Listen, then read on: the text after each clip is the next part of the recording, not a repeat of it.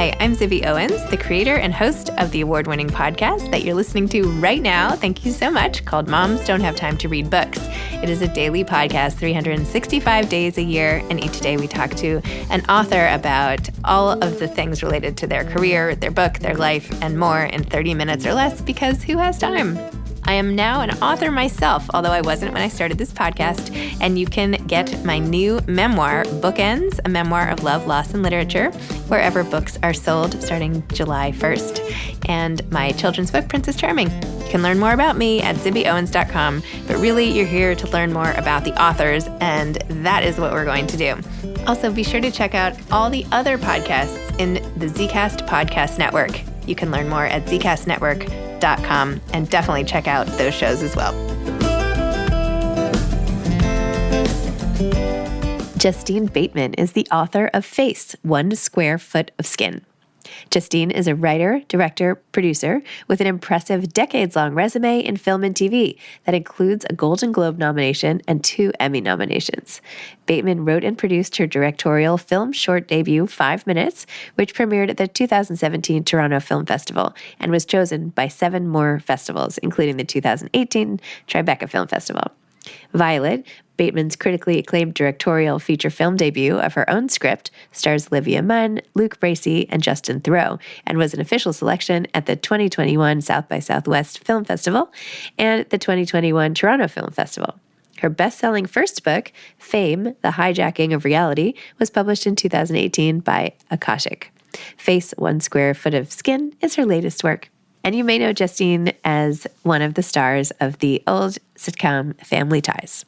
Welcome, Justine. Thank you so much for coming on Moms Don't Have Time to Read Books to discuss the paperback launch of Face, 1 Square Foot of Skin. Thank you. Okay, why write Face, and why did you choose to do it with a series of vignettes about different people's experiences, and how did you come up with this whole concept? Sure. Well, when I was writing my first book, Fame, The Hijacking of Reality, which is about the life cycle of fame, if people are interested in that, from a sociological standpoint and also from experience, because I was very famous years ago. So for part of that research, I was Googling my name. I wanted to look something up, and the autocomplete looks old.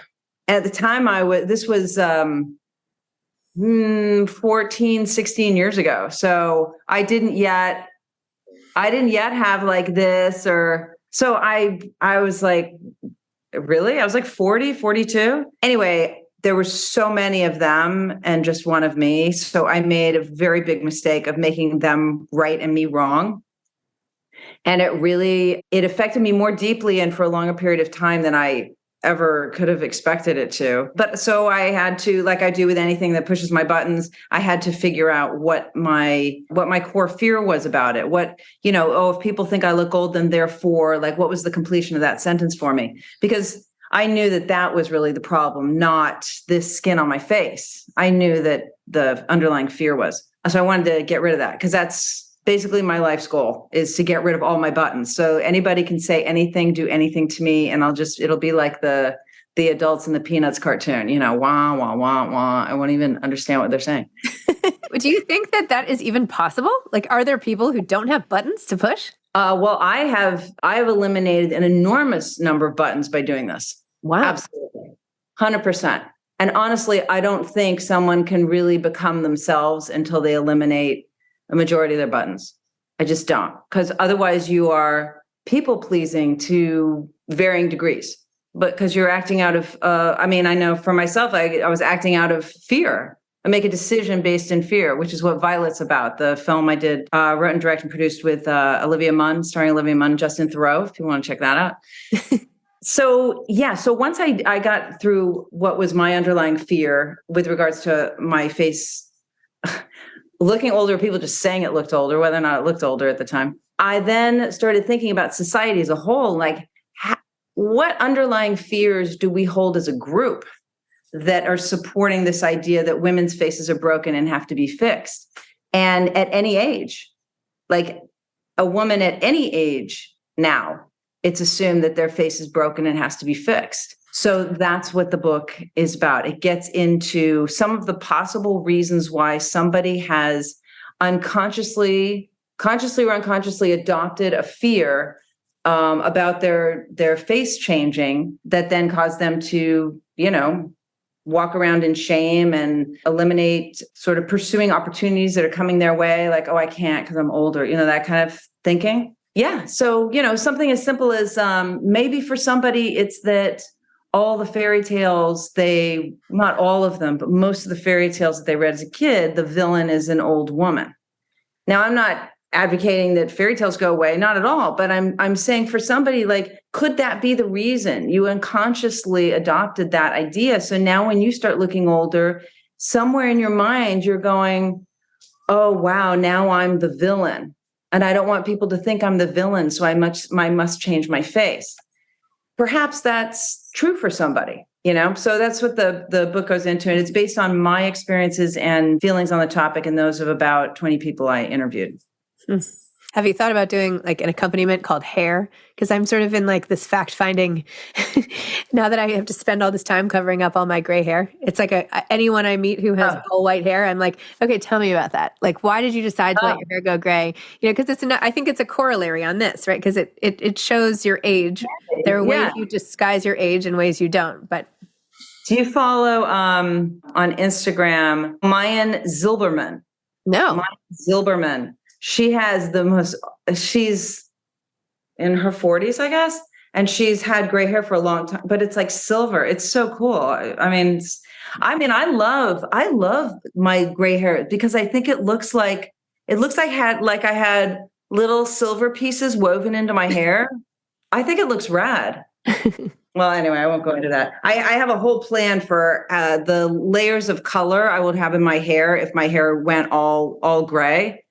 I can't do it yet, but if it went all gray, like I have this plan, what color I would have, like the tips and what color this section and stuff. And I think it looks cool. But that's, if somebody doesn't think that, then isn't that something for them to look at? Like what's underneath that? That's what I'm looking at. What's underneath that? And then whether or not they dye their hair, whatever, but it's an opportunity to get rid of a fear that may be driving other decisions in your life that you may or may not actually want to be taking. I feel like part of it is like just this age-old fear of mortality itself, right? Maybe. I don't know. What, are you closer to death right now than you were at 20? Do you actually know that though? You don't. Because people die at 20 all the time. You could have been hit by a car at 20 and died. Or you could live to be 95 years old. You don't know. You're right. So I always say there's two ages, dead and alive. Yeah. No, I just meant, I thought maybe that was like the root, not to say. I feel like any day could be my last. I live every day. Like I've had a lot of people die very suddenly. So I'm like, okay, well, I made it through today. That was good. Let's see how tomorrow goes.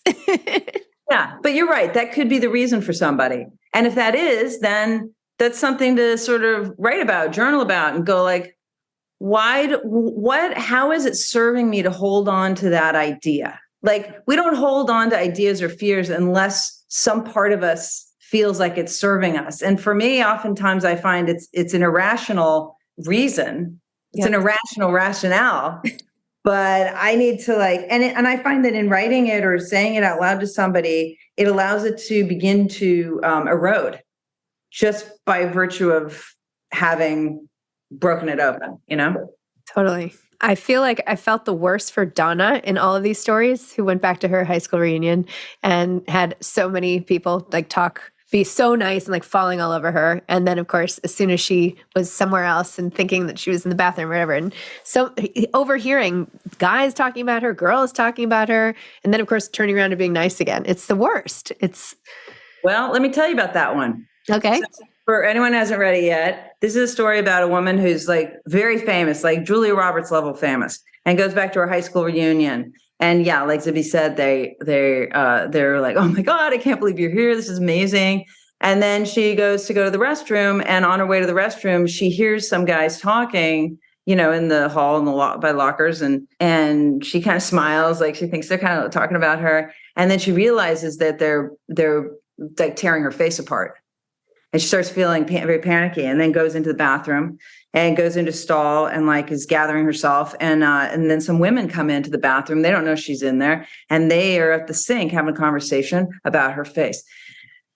all the dialogue of what the men say in the hallway and what the women say in the bathroom is cut and paste from message boards where people were talking about my face. Stop it. Seriously? Cut and paste. Yeah. Cut and paste. Yeah. So that's what, if anybody's curious what people are saying about my face, that the Donna story is exactly those were conversations about Justine Bateman's face. One was from like a mommy, I discerned it was sort of a mommy blog kind of place. And the other was from a sports related site. So I assume it's all guys. Maybe it's not, but I can assume that, I think. Isn't it crazy how much people care about your face?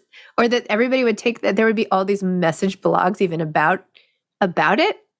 Yeah. I mean, it's something I think they should talk to their therapists about. It's kind of weird. So is the comment that happens at the end where Donna sort of retaliates and like says something, is that what you wish you'd said to the people in the message boards? Oh, I guess it would be fun to. But the thing about that is you sure say a lot of things online that you wouldn't say to somebody's face. True. No, but you know what? I don't care. No, I think what I would say to them is just like, I feel really bad for you because I know that's what you say to yourself when you look in the mirror. I mean, in all truth, like not as a clapback or bullshit, whatever. But honestly, if somebody, you will respond to people in the same way you respond to yourself. Yes. There's a lot of projection. If someone's criticizing not anything about me, if someone is like giving like an honest, insightful critique of, my writing or my films, maybe there's something in there. But I mean, if someone's just being, critical with no basis, then they're just telling me about themselves. They're not telling me anything about me. So true. I feel like they should teach kids that. Like let's start early here. Yeah, you tell the kids. They're telling you about themselves. Yeah. It's the same thing. Like, I don't know, when you tell someone you're getting divorced or something like that, and everyone's reaction, it's just like a Rorschach test for their own feelings about their own marriage. If you want to know how everybody feels about their own marriage, tell them you're getting divorced and you will find out some really interesting things. Just throwing it out there. Give me an example. No, like the people who start like sobbing.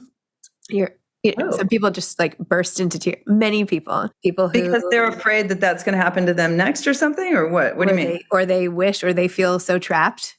They feel so trapped that like it just reflects on what they wish they could do. Do you know what I mean? Or like versus other people who are like, "Oh yeah, how do you feel about that?" It just says so much. I don't know. It'll be your next little experiment. I don't even know why we're talking about this, but anyway.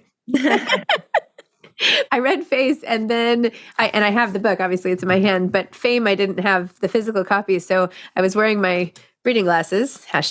#aging again, and I was wearing my glasses. I think so. I think like #I look bitchin'. Okay. #I look bitchin'. But anyway, I was wearing my reading glasses and downloading it on my phone, and it was so funny because it says face not recognized, and I was like, "This is so perfect." You know how like they couldn't see my eyes. So all of our changing faces. It's I think how everybody's handling aging, which happens to everybody, is one of the more fascinating things. So I love how you really do a deep dive. And even the men, right? The essay you had in Face about the like pot-bellied, thinning hair, like unattractive man being like, "Oh yeah, like I wouldn't even do her anymore." And you're like she would do you? Like what on earth? Why do you think you have that choice all the time?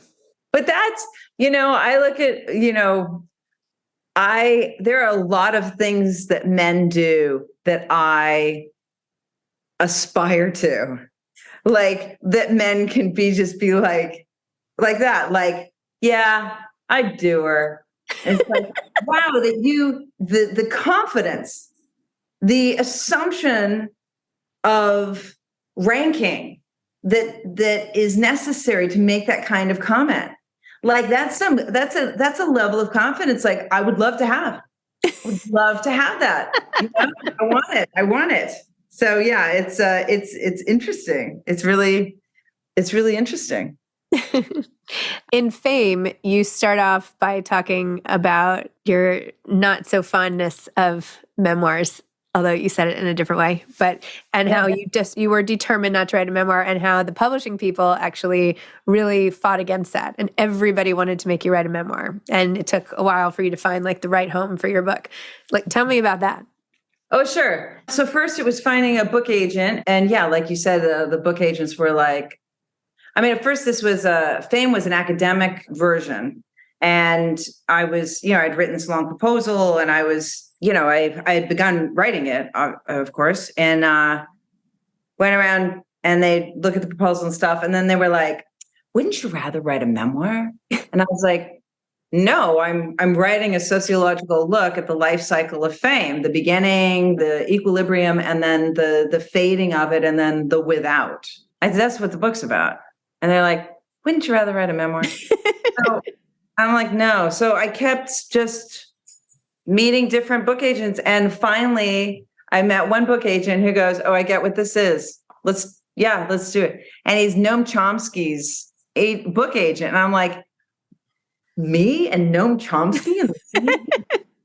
Come on. Yes. And then same thing with the publishers. I mean, like I say in the book, went around like big publishing houses, and same thing. Wouldn't you rather write a memoir? And I think look, I'm not that even though I published 2 books, I'm not that familiar with like the book business. Like I wasn't in the book business before. I didn't see it change. Of course I consume, read books, but it seems really hard right now. Like I'm sure they'd rather have something that slides into a particular genre that they're accustomed to selling. They know what to do with those. They know what the book tour is going to look like. They know which outlets do well with memoirs, and et cetera.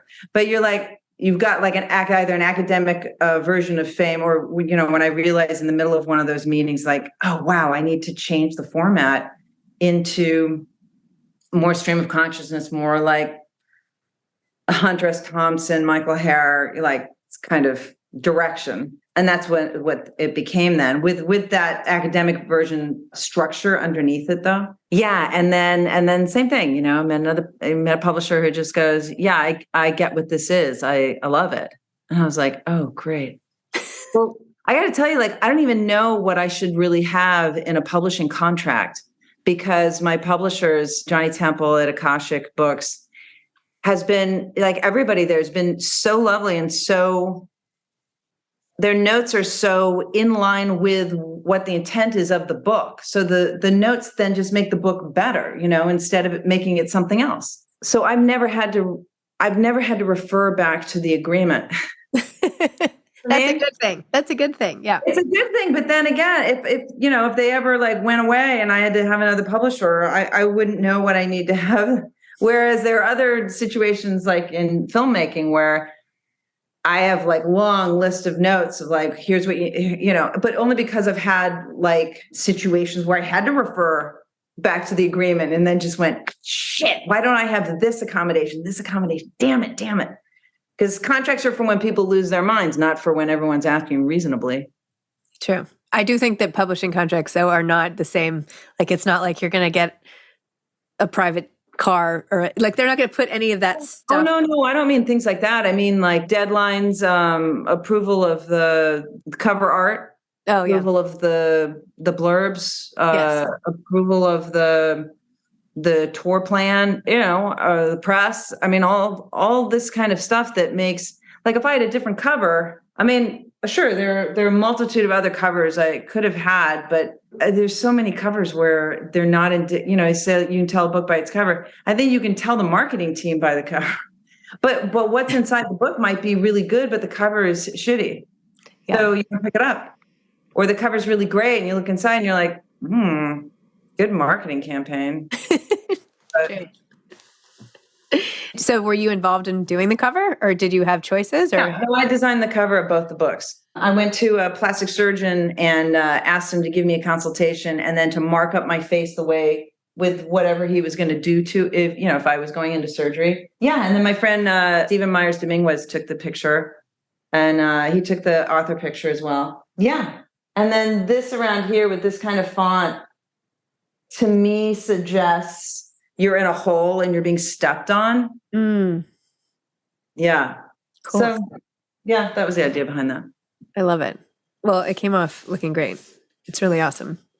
Thank you. I think it matches the content, if you want my humble opinion. Yeah, right. Yeah, that's what you want, right? You want it to match. This is what you're going to get. This kind of style, this kind of message.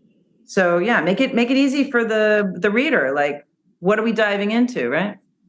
So I feel like it's interesting in both Face and Fame, you're taking things that other people take for granted, right? And you're just like stepping back. Like I feel like you're like zooming out and taking stock of the whole thing. Like, okay, here's my face, but let's talk about face and aging. Like, here's my fame, but really I'm more interested in like what makes a person famous, or what is it giving all the people who have other famous people to revere, and like why is it like a crush, and what is it doing for them, right? So I feel like you must do this with everything in your life. Like, what else do you zoom out and think about like that? That's funny that you say that. No, ever since I was a kid, I've always, I've looked at somebody and just wondered about like, wow, why did they just stand like that? Or I'll look at somebody's clothes, like their sweater, and go like, okay, at some point they didn't have that sweater.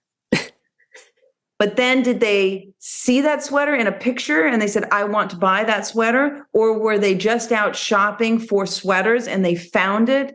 Or were they not shopping for sweaters and they saw it and they're like, in person? And then did they try it on, or did they get it immediately? Or if they did try it on, did they try and go like, wow, this makes me look like, fill in the blank. And now every time they put the sweater on, does it make them feel that way? Or did somebody leave that sweater at their house and they wear it because they feel guilty that they're not nice to that friend anymore? And you know what I mean? Like there's so many reasons for everything, or there's this kind of a story behind everything. So yeah, I do trip out on that. Or there's other things like if science is interesting to anybody, you can really trip out on shit with science, like, I don't know, cloud formation or the content of the air, or I don't know. You just go like, oh my God, that, or you start thinking about like what's under the streets. Yeah. Systems that are under the streets. And if you've ever played like a Sims game or something where you have to set up a world, the infrastructure under the streets. Yeah, there's a lot of interesting stuff. Or like if you're in a flower store and you just look at all the different flowers, if it was your job to come up with different flowers, would you have come up with all these combinations of, some of them are just crazy. Crazy. Like, I forget all the names of the flower parts, but let's just, the centerpieces that have the pollen on them. Okay. I know somebody's going to put in the comments. It's okay. I'm not, but there's some flowers where at the tip of each one of those little, long pieces, there's another little flower at the top of each one of those. Is it called a stamen, or did I just totally make that word up? I think I might have just made that up. Well, anyway, whatever. It doesn't matter. Right. That might be right. I don't know. But yeah. It's crazy. But yeah, I do. And I love learning about little pockets of our society, like the rodeo circuit. I dated someone who was a rodeo cowboy once, and that's a whole society, a whole world. I love how you just threw that in. That could be a whole book in and of itself. Dating a rodeo cowboy. But anyway, keep going. That's my private life. So, no, I'm kidding. Yeah, there's so many things. I could go on and on and on about. I was just at a Chanel fashion show that my friend works at Chanel, and so that's how I got an invite. I think it's pretty hard to get those invites. And I was talking to these women who collect Chanel clothes and accessories and purses and everything, and it was really interesting. Like they're like curators of these little tiny museums. You know what I mean? Of all these like really beautifully constructed, they're like, it's like being a car collector or something, when you're collecting something like that's that well made and has that kind of history. And yeah, I love pockets of which is good news for me as a screenwriter, because I love doing research. Like I'm writing a script right now where the research is pretty interesting into the influencer world. Oh, that sounds good. Yeah, then the research was really interesting. Have you listened to Joe Piazza's podcast, Under the Influence?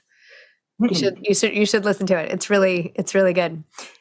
she goes sort of underground and like finds all these influencers and does a whole podcast. And I remember listening to it when I had COVID, and like in like my haze, I was like, oh, that's cool. Like to know it. Maybe I should apply. This is a couple of years ago. I was like, this sounds fun. And then like totally forgot about it. And then months later, I get some email like, congratulations, you've been accepted. I was like, what? I was like, oh my gosh, was that when I was listening to Joe's podcast? Oh, you applied? I applied. So now I have a thing. I don't know. But you too are an infomercial salesman. I am an influencer. I am. Yeah. Yeah, everyone's a salesman. And by the way, I saw this sweater in a store when I was not shopping, and I was like, that's cute. And I did not try it on, but I always remember it because I was walking around with my husband that day, and I remember exactly where I was and how it was a beautiful sunny summer day. And I think back and remember that wonderful moment every time I wear my sweater. And you are a collection of all the books you've read. Yes. Your sweater and its multitude of colors is a collection of everything behind you. That's true. I match today. Look at that. Okay. What's coming next for you? What's the next exciting thing? We're casting right now the film version of Face. So Face is short stories. So I adapted 14 of them. And I'd love to do a series after the film that films the rest of them. That would be cool.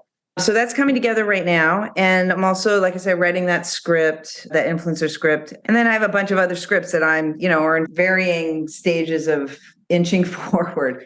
But it's really a process, Every film, every book, every song.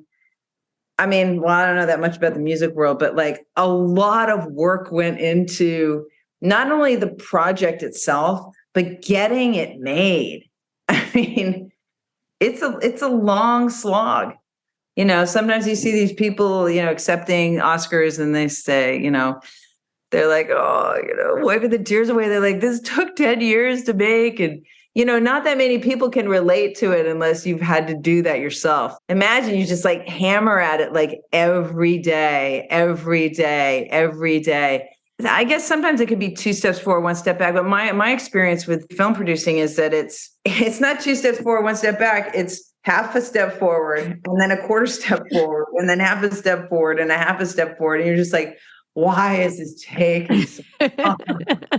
But it's worth it. I mean, I really don't have any choice. This is my path, Well, at least you got into the very speedy world of book publishing as a backstop. Well, and that one too. I mean, at least that one, I guess, because I'm, I have like a great situation with my publisher and my agent. That one just is like a tremendously long lead time. Yes, it's like, yes. Great, we got it. We've gone back and forth and on getting it in shape editorially, and it'll be released in a year. It's like that. Is that kind of, you're like, oh, okay. We'll start the press in 6 months so long lead time, but it's very satisfying. It's very satisfying. I mean, and I would, for whatever it's worth, I would say to anybody who's making something, whether it's a book or a film or a song or whatever, it's like, I would say be mindful of compromising, because I mean, if somebody's, and this is actually a quote from my brother, Jason, I was telling him about some notes someone gave me on my script, and I'm like, this is just so like, it's like they didn't read this. Like they gave notes on the script without even reading it. Like they don't even understand what it's about for them to have given a note like this. And he said, there are 2 kinds of notes that make your film better or your book or whatever, and notes that just make it different. So I would say, like, if you're trying to accommodate, or maybe it's not even notes to say, but it's like, if you're trying to please the majority of people, if you're trying to make it a bestseller, if you're trying to do this, you're trying to do that, and you are sacrificing the true direction that the book or the film wants to be, you may think you have one problem in that, maybe your film or your book isn't going to be a bestseller or something, right? But if you betray the project, you then potentially have 2 problems. maybe it still won't be some, New York Times bestseller list. And you put a project out there that is not only not indicative of your work, but a betrayal of what you knew the project was supposed to be. And to me, I just think creatively, like it's almost unethical creatively. Mm-hmm. You know absolutely what a project needs to be. And then if you betray that and send out something that's like half-baked. Yep. I mean, if you're an artist, if you're somebody if you're somebody who's like not, and you're like an accountant or whatever, and you're just putting a book out there, have at it. But if you're an artist and you have a feel for it and you betray it, don't do it. You'd have to live with that for the rest of your life, because it's going to be out there for not only the rest of your life, it's going to be out there forever. And you will never have delivered the thing that you were sort of charged with delivering. I love that. No pressure for anyone, but yeah. Anyway, I'm kidding. I know you're right. You're right. Yeah. I guess the pressure would be like, just deal with your fear. Like, oh no, I'm afraid it's not going to be a big success. Well, odds are, what do you consider a big success? Right. If you're faithful to that project and you get it out the way it needs to get out, that's massive success. Agreed. But if you're just eyeing like, oh, I want to make sure I sell, 20,000 copies in the first week or something, I don't know. To me, that's not an accomplishment. This was so much fun. Thank you. I had a really good time. Thanks for talking about face and fame, and maybe the next one will be clothes, maybe not hair, but I don't know. I'm going to follow, and I want more of these bird's eye views on things we all think about every day. I think. Oh, yeah. Well, Violet is about the fear that causes you to make decisions that take you off track. So there's one there. And then the third book is going to be about my experience of going to college as a freshman at 46. So like Rodney Dangerfield. Exactly like Rodney Dangerfield. So funny. Oh my gosh. So cool. I can't wait to read. Well, thank you for the time and all of it. Thank you. That was fun. Thank you. Okay. Take care. Bye. Thanks for listening to this episode of Moms Don't Have Time to Read Books. Don't forget to follow me on Instagram at Zibby Owens and at Moms Don't Have Time to Read Books. Also sign up for my newsletter at zibbyowens.com and sign up for my virtual book club and meet lots of authors on Zoom every other week. Thanks so much to Steve and Ryan at Texture Sound for the sound editing. And thank you to Morning Moon Productions for providing this fantastic intro and outro music.